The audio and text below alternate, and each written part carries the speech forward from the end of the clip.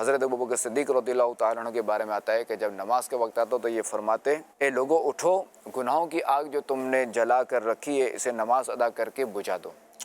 کیونکہ نماز گناہوں کی آگ بجھا دیتی ہے۔ فاروق اعظم رضی اللہ تعالیٰ عنہ مسلمان کے دوسرے خلیفہ فرماتے ہیں کہ اگر تین چیزیں نہ ہوتی نا، ایک تو یہ کہ اللہ تعالیٰ کے لیے اپنی پیشانی کو سجدے میں نہ رکھتا، یعنی میں سجدہ نہ کرتا،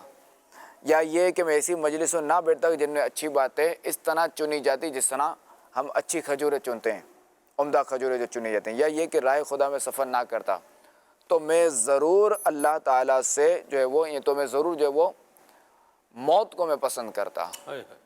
اور حضرت عثمان غنی رضی اللہ تعالیٰ عنہ کے بارے میں آتا ہے کہ ممنوع ایام کے علاوہ، یعنی فرسٹ شوال اور جو بقرعید کے 4 دن ہیں، یعنی 5 دنوں کے علاوہ جو ہے وہ مسلسل روزہ رکھتے اور رات کے ابتدائی حصے میں کچھ دیر آرام فرماتے اور پھر ساری رات جو ہے عبادت کرتے۔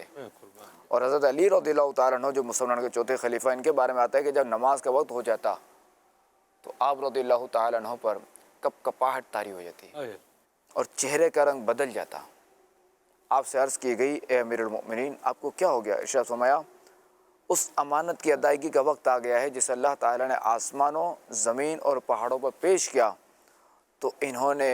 اسے اٹھانے سے انکار کر دیا اور اسے اٹھانے سے ڈر گئے۔